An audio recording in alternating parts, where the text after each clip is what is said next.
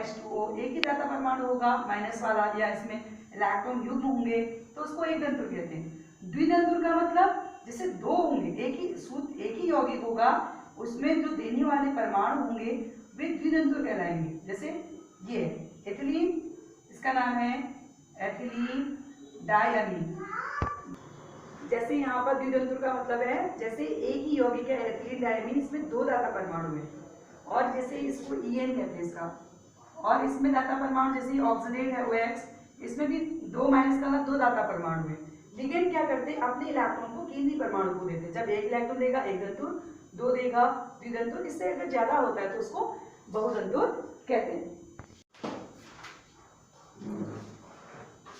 उपसंयोजन संख्या coordinate number, ये क्या होता है ना, जैसे ये देखिए AgCN का ट्वाइस, यहाँ पर जो दाता परमाणु है मतलब डोनर है वो CN है, तो एक CN Ag को एक इलेक्ट्रॉन देगा। तो कोऑर्डिनेशन नंबर का मतलब है जो ये मेटल से जुड़े हुए केंद्रीय धातु परमाणु मतलब सेंटर मेटल से जुड़े हुए लिगेंड, जो लिगेंड के कितने इलेक्ट्रॉन पेयर इसको दिए जा रहे हैं, कितने दिए, CN एक देता है, दो है तो कितने हो जाएंगे, दो। इसी प्रकार से जो आपका सेकेंड एग्जाम्पल था वो क्या था, CONH3 का थ्राइस और H2O थ्राइस। अब देखिए आप कितने हैं, 3 और 3 कितने हो जाएंगे, 6, और COEN का ट्वाइस, बताइए EN में कितने थे, दो थे ना, तो अगर मैं यहाँ का थ्राइस कर दूंगी तो दो दिया 6 मैंने कैसे कहा, क्योंकि इनमें जो है दाता परमाणु एक है, इलेक्ट्रॉन डोनर एक था, 3 और 3 6 हो जाएगा। लेकिन जो EN होता है, EN का स्ट्रक्चर देखिए NH2 CH2 CH2 NH2, आप देख रहे हैं एक EN है ये इथिलीन 1,2 डाइअमीन, इथिलीन या डाइअमीन EN, इसमें दो दाता परमाणु हैं, 3 हो जाएंगे तो कितने हो जाएंगे, 3 2 जा 6। अब अगला टॉपिक है केंद्रीय धातु परमाणु की ऑक्सीजन संख्या निकालना, ठीक है।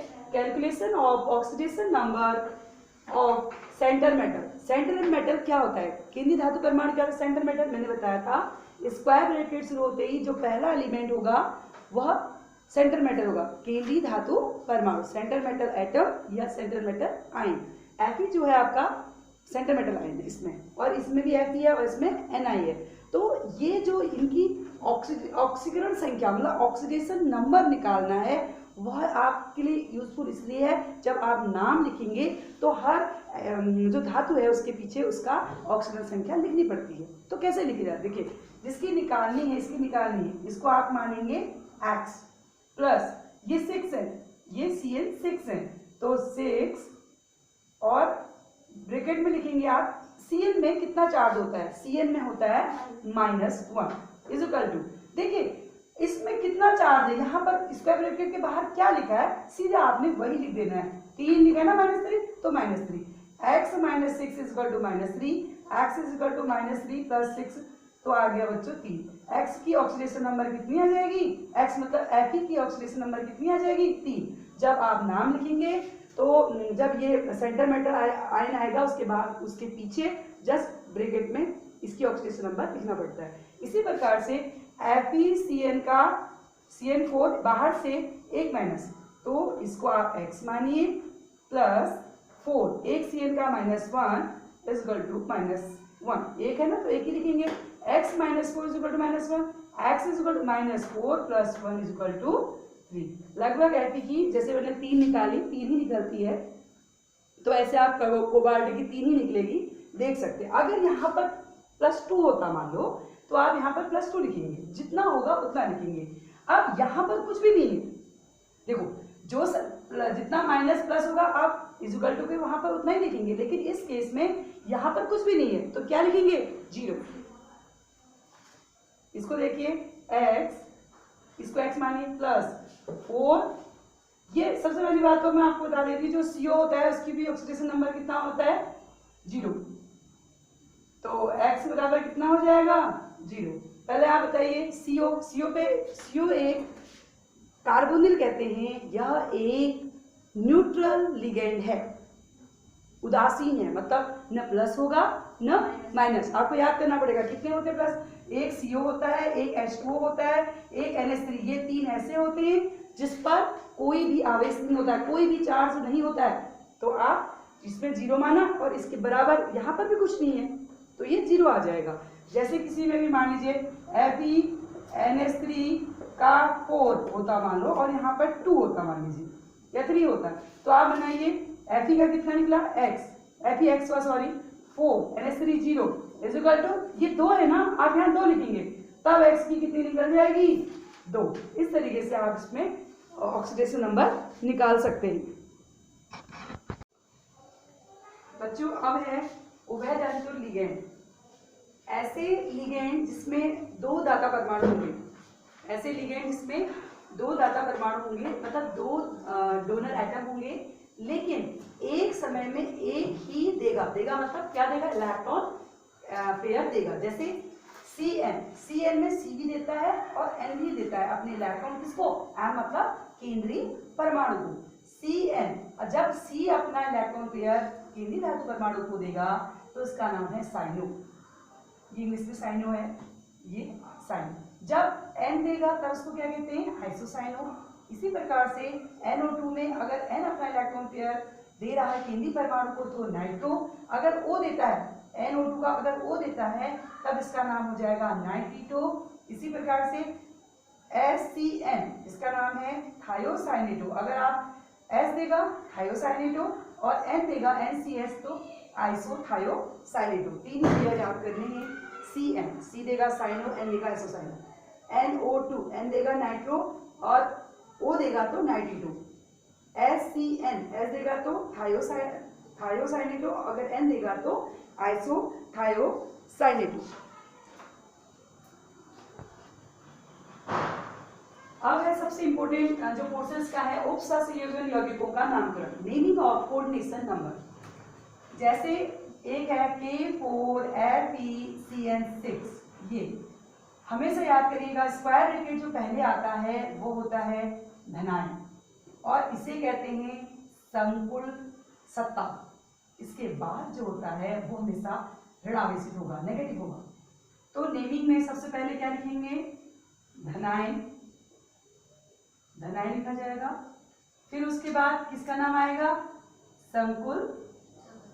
संकुल सत्ता तथा ऋण आवेशित का नाम लिखा जाता है। ये रूल है, ये नियम है। सबसे पहले पॉजिटिव वाले का नाम लिखेंगे, फिर जो इसके अंदर होगा उसका नाम लिखेंगे, फिर ऋण आवेशित का नाम लिखेंगे।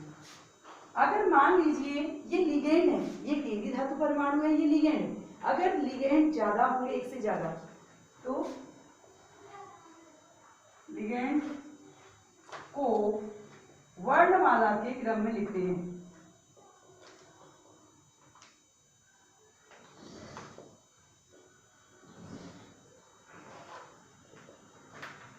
वर्णमाला के क्रम में लिखते हैं, मतलब अगर मान लीजिए कहीं पर H2O भी आ गया और NH3 भी आ गया, जैसे H2O को एक्वा कहते हैं और NH3 को अमीन कहते हैं, तो दोनों एक ही बराबर है, अल्फाबेटिकल में किसी को भी लिख दीजिए। अगर मान लीजिए यहाँ पर आपका आ जाता है NO2 नाइट्रो, तब आप अल्फाबेटिकली पहले ए को लिखेंगे अमीन को, फिर लिखेंगे आप नाइट्रो। और तीसरा पॉइंट है इनमें लिगेंड के लिए अगर 2 होंगे तो हम डाई यूज करेंगे, अगर 3 होंगे हम क्या यूज करेंगे, ट्राई, 4 होंगे तो टेट्रा, उनकी संख्या भी नहीं यूज करेंगे। कहीं पर अगर NH3 का 3 है तो हम ट्राई लिखेंगे, अगर आप मान लीजिए 4 है तो टेट्रा लिखेंगे। इसी प्रकार से जो उनका डिजिट है, आंकिक संख्या है, उसके आगे लिखी जाती है। अब है चौथा मेन पॉइंट है लिगेंड का नामकरण। भाई लिगेंड आप क्या लेंगे, लिगेंड्स का नामकरण। चौथा पॉइंट है कि लिगेंड का नाम कैसे होगा, लिगेंड का नाम लिखिए, नाम लिखिए बस लिगेंड्स के लिए। तो सबसे पहले आप याद करिए जो मैंने बता रखा है, पहले धनायन का यूज होता है, फिर संकुल सत्ता, फिर ऋण आवेशित। लिगेंड को हमेशा वर्णमाला के क्रम में लिखा जाता है। लिगेंड में अगर 2 होगा तो डाई, 3 होगा तो ट्राई, 4 होगा तो टेट।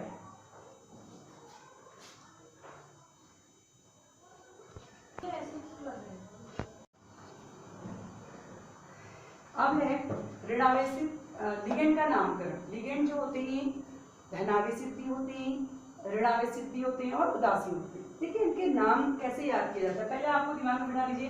लिगेंड क्या होते हैं, जैसे ये AgCl का 4 बॉन्ड्स, ये स्क्वायर ब्रैकेट शुरू होते जो पहला होगा केंद्रीय परमाणु, उसके बाद जितनी भी स्क्वायर ब्रैकेट बंद होने तक होंगे वे सभी लिगेंड होंगे। तो अब आप देखिए ऋणावेशित लिगेंड, एनायनिक लिगेंड।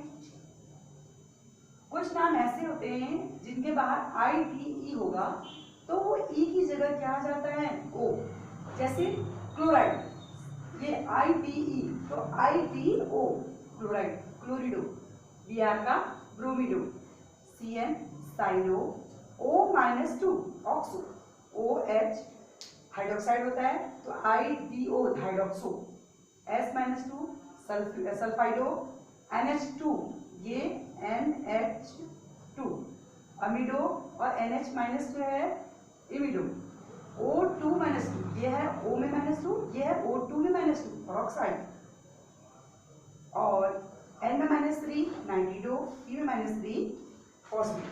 इस तरीके से आपको याद करना है Cl chlorido, bromido, cyano, oxo, hydroxide, sulfido, amido, imido, peroxide, nitrido and phosphide.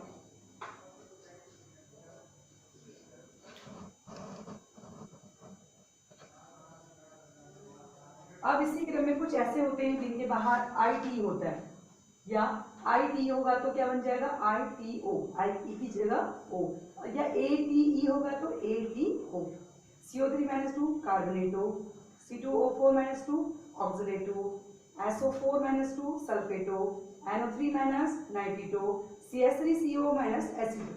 फिर सुनिए CO3 का क्या हो जाएगा कार्बोनेटो, C2H4 ऑक्सीडेटो, SO4 सल्फेटो, और NO3 का हो जाएगा नाइट्रिटो, और CH3CO- का हो जाएगा H2। ये किनके नाम बता रही हूँ मैं, लिगेंड्स की।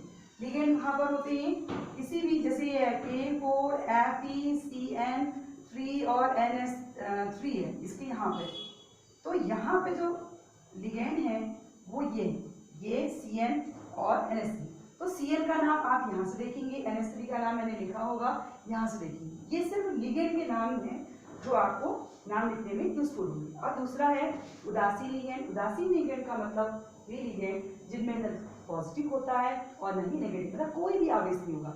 ये उदासीन लिगेंड भी 2 भागों में बांटे गए हैं।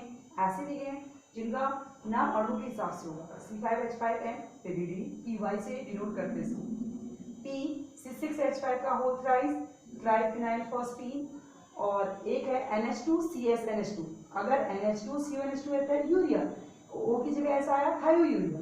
अगला है ऐसे लिगेंड जिनका नाम विशिष्ट होता है, ये आपको याद करना है, H2O एक्वा, NH3 अमीन, CO कार्बोनिल, NO नाइट्रोसिल और CS थायो कार्बोनिल।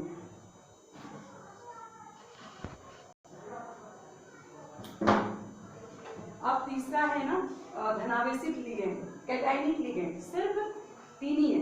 जैसे आप पहले NaCl का नाम सोडियम, इसका नाम क्या होता है सोडियम क्लोराइड, तो आपने नाम से ही देखा होगा कि जो प्लस वाला होता है उसमें क्या लगता है आयु। जितने भी पॉजिटिव वाले होते हैं ना उनमें पीछे से सफिक्स अनुलग्न में क्या लगता है आयु।